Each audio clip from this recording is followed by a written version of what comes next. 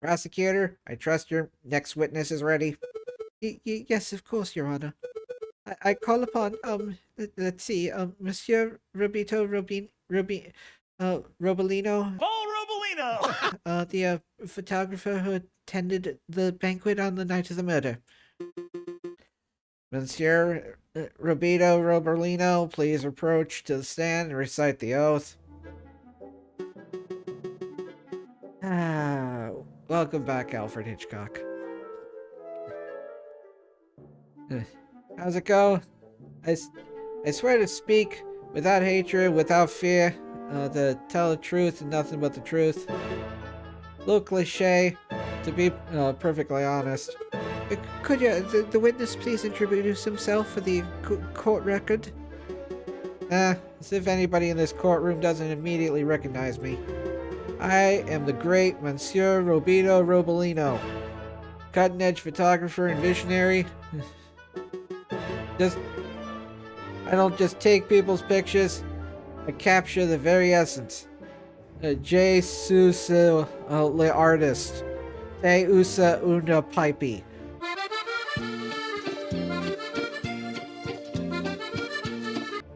See, I am very fluent in whatever language this is. You may have seen my work in hip magazines, La Branche or Sieste Chowlette. I can send you tweets if you like. What on earth is a tweet? Heard-to-bird communication? Come on, Falcon, it's the 19th century. Get with the times already. Yes, your works are impressive, Monsieur Robolino, but let's get back down to business. The Huns will be here shortly. Could you tell us your activities? Were you on the night of the murder? Yes, well, I was hired by Baron Rogel to capture the evening's events. I arrived at 7 in the evening, pointed my camera, and captured the beauty of the banquet in one fantastic photograph. Then I billed Baron Rogel and left. That is a true artist. And with regards to the photograph itself, who did you photograph? I thought you might ask. I brought a copy so that you could all see it for yourselves. Oh, well, very good. Let's take a closer look. My word, this is an exquisite picture, isn't it? So let's see, who do we have here? In the middle, we see Baron Rogel, the lion who hosted the event. On the left, we see Senor Puerta de Miao, father of the defendant, Dame Cataline. And finally, we see the housemaid, Colleen Duhart, who I suspect may have snuck into the picture uninvited. As you can see, two people are clearly absent from the photograph. The first is the victim, Monsieur Greenway. The second is the defendant, Dame Cataline de Miao. Quite suspicious, wouldn't you agree? Just a moment, Monsieur Rabington. This proves nothing. So the defendant and the victim were not photographed with the others. That doesn't mean that they were in the garden together at that point. Hold your horses, Falcon. I'm not done yet. Prosecution may continue. Behind the photograph subject, we see a wall clock with the time at 7:30. Why is that time significant? Well, Inspector Voltaire told us earlier that that was the exact time the murder took place. Don't you see, Falcon? Every suspect has an alibi at the time of the murder, save for Dame Cataline herself. Yeah, Falcon, something's fishy. In the jail cell, Dame Cataline told us that she was present when the photograph took place. But I don't see her in Robolino's photograph. That's true, but I can't use Dame Cataline's testimony as evidence. It has too little weight. If I want to prove that Monsieur Robolino's photograph is not valid piece of evidence, I will have to dish out evidence of my own. Your Honor, I would like to cross-examine the witness. Very well, if you guess. Defense may proceed. Oh, it's a waste of time, if you ask me. Photographs are rock-solid evidence.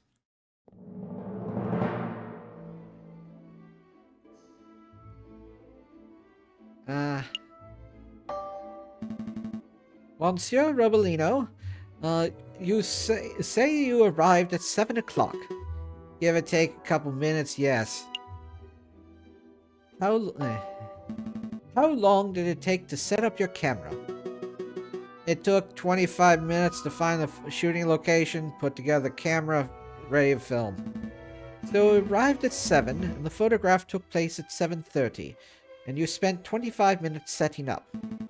At least 5 minutes unaccounted for. But Falcon, surely you aren't suggesting that Monsieur Robolino did something, nefarious in this small window of time? No. Not at all. I'm just trying to piece together the evening's events. Oh. I spent a little time talking with Baron Rigel when I arrived. It's probably where the rest of the time went. Yeah.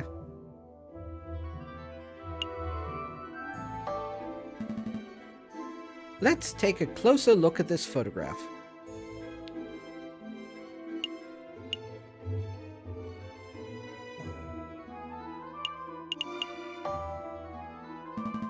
I was under the impression that photographs were flawless reproductions of reality, and yet I see something that's totally at odds with reality.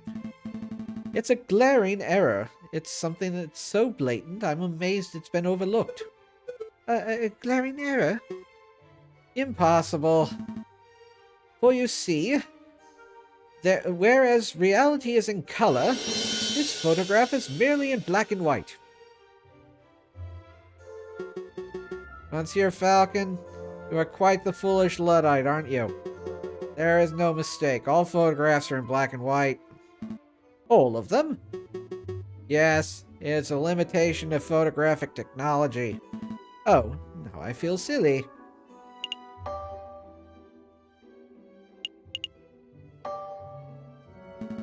Just to clarify, Monsieur Robolino, photographs are a direct reflection of reality, are they not? That is correct. Photograph process leaves no room for bias or inaccuracies. That is most curious, because I see a mistake. Mistake? Impossible. I just told you, Monsieur. Camera is perfect, unbiased device. Photographs it produces are flawless. Falcon, I'm not seeing any mistakes. Perhaps you could be more specific. Certainly. I'm noticing some extra stuff on this clock. Oh, that makes it easier. None of that Phoenix Wright, are you 1 pixel away problems. The clock in this photograph, there is something not quite right about it. Huh? Well, isn't that convenient? The defense sees something wrong with the key piece of evidence that implicates its client. Don't give me that cocky tone. Monsieur Remington, I have evidence that there is something wrong with the clock in this picture. The clock. The photograph clearly shows the clock's hands pointing at 7 and 6. That much is self-evident. Which is most curious, because the clock in the lounge of Chateau Crinière has no hands. It has no hands. The clock is merely a decorative piece, a talking item. Feel free to ask Baron Rogel or his housemaid if you have doubts. Monsieur Robolino, how do you explain this discrepancy? I don't know. It must be some sort of mistake. My camera's flawless. There is no mistake, monsieur. Your photograph depicts something that does not exist in the real world. Maybe there was an error in the printing process. An error precisely where the clock's hand should be? Please, monsieur, don't patronize us. Allow me to offer a more plausible explanation. You, Monsieur Robolino, edited this photo. Edited? I'm no expert, but I suspect you used paint or ink to carefully put hands on the clock. It would have been a simple task considering that the clock's face was bare. One could even speculate that you specifically chose to include a handless clock in the photograph just to simply simplify the editing process. I. Falcon, your reasoning is absurd. Why would the witness do such a thing? Is it not obvious? By showing the photograph to have taken place at precisely 7:30, it clears all the photograph subjects of suspicion. In other words, Monsieur Robolino created the perfect alibi. Of course, this raises further questions. Who is the witness protecting? And why? Was Monsieur Robolino coerced, bribed, threatened? Enough silence. Let's hear some answers, Monsieur Robolino. Fine, you got me. I'm guilty. I did it all. You did? You're confessing to the murder of Monsieur Greenway? What? No. No, I have no idea who killed the frog. I'm just admitting I'm guilty of producing fraudulent photographs. I was ordered to make changes to the printed photographs. And yes, that included adding hands to the clock. You were ordered? By who? I dare not say.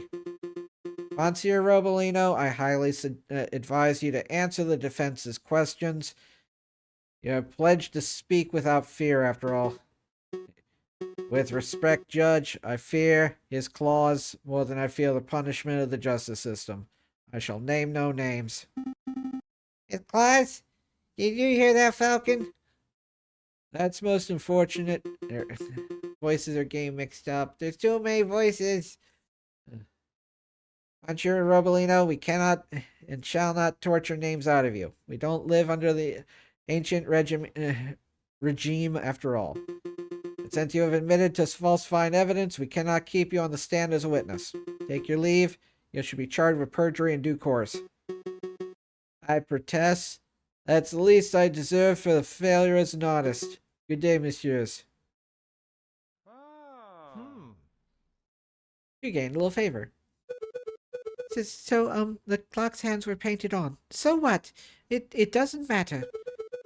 The photograph still depicts Dame Cataline as absent close to the time of murder. That's significant. Don't be dense, Monsieur Remington. If the photograph is not completely genuine, then it cannot be considered reliable evidence. Why not? It's still a portrayal of the night's events. Because if we accept that one part of the picture was edited, then we must accept the possibility that the other parts were too. Is it possible that Dame Cataline was painted out? Even worse, it is possible that another person was painted in. We know that the witness was trying to cover for someone, so all possibilities must be accounted for. So what are you saying, Falcon? That the housemaid paid off the photographer? Or was it Senor Porter Demiro, perhaps? I don't think so. The housemaid lacks the means or motive, and it wouldn't make sense for Senor Porter to implicate his own daughter. Well, surely you're not suggesting that the honest and beloved Baron Regel deliberately tried to frame Dame Cataline? Why isn't Baron capitalized? Because that would be the most outlandish theory yet. The Baron is a pillar of the community. He would never do such a thing. Monsieur Remington, I'm not here to throw accusations. That's the job of you, the prosecutor. However, maybe I should offer my opinion. Baron, it's not time for your witness testimony yet. So you would think, prosecutor, and yet see my good reputation getting tarnished by your incompetence. Incompetence? Give me a second.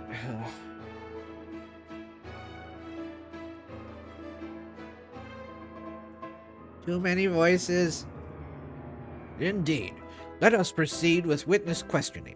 Is that fine with you, Judge? Yeah, I suppose it's fine. Very good. I trust that the defense has no objections. No objections here. Fantastic.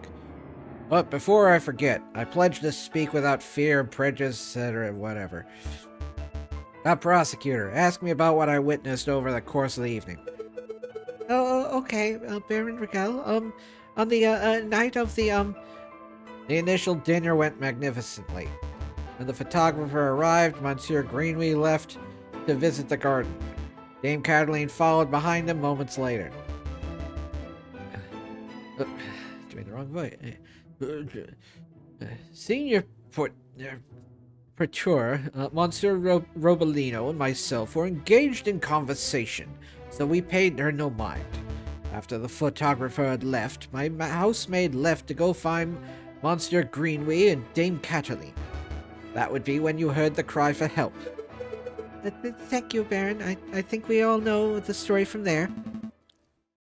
I would like to cross-examine the witness. Do you doubt my integrity, garçon? I'm just here to uncover the truth, Baron. Very well, then. Hit me with your best shot. In other songs. Let us establish a absolute certainty that I, Baron Rogel, am an honest man. Yeah, sure. Defense may proceed. Cross-examined, whatever. After all, everybody knows that rich people are always honest.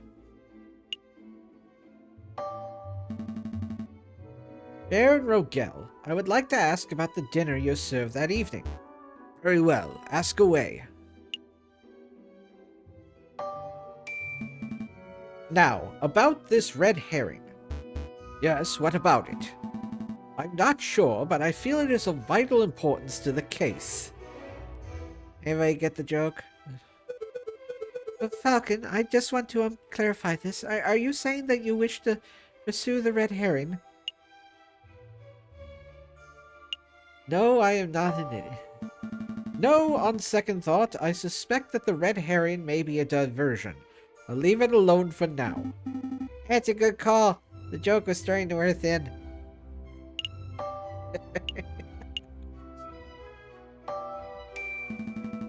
Earlier today, we established that silverware was stolen from your residence prior to the banquet.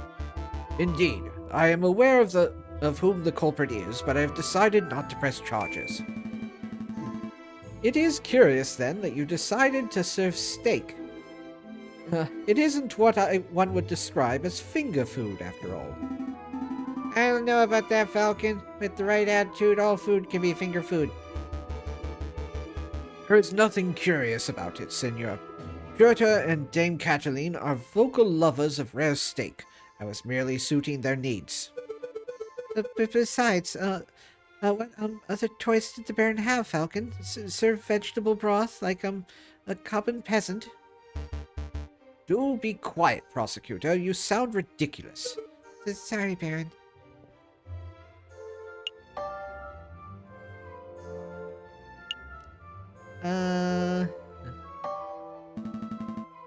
Baron Rogel, I have some questions about Monsieur Greenway. Whatever. Why did Monsieur Greenway leave to visit the gardens? I believe he wanted some fresh air. The steak did not sit well with him, I fear. Oh, I see. But that is quite coincidental timing, isn't it? How so? Well, Monsieur Greenway felt sick and left the room just after the photographer's... Oops, I missed something.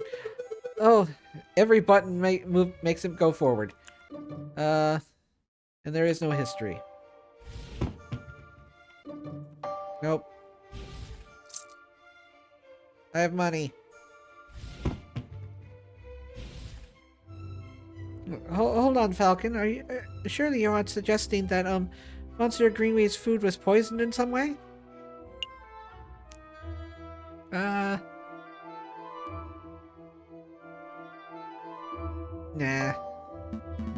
No, there's nothing to indicate poisoning. I just found the timing somewhat puzzling. There's nothing puzzling about it. Monsieur Greenway always had a soft stomach. It's really no surprise that he couldn't keep down a good rare steak. Yes. Thank you all for watching. You're welcome to come see me record these episodes live at twitch.tv/SuperBunnyBun. You can also say hi on Blue Sky at SuperBunnyBun. But most importantly, I'd really appreciate it if you could like yourself, comment about how awesome you are, and subscribe to Happy Thoughts. And until next time, stay spicy and huggable. Bye!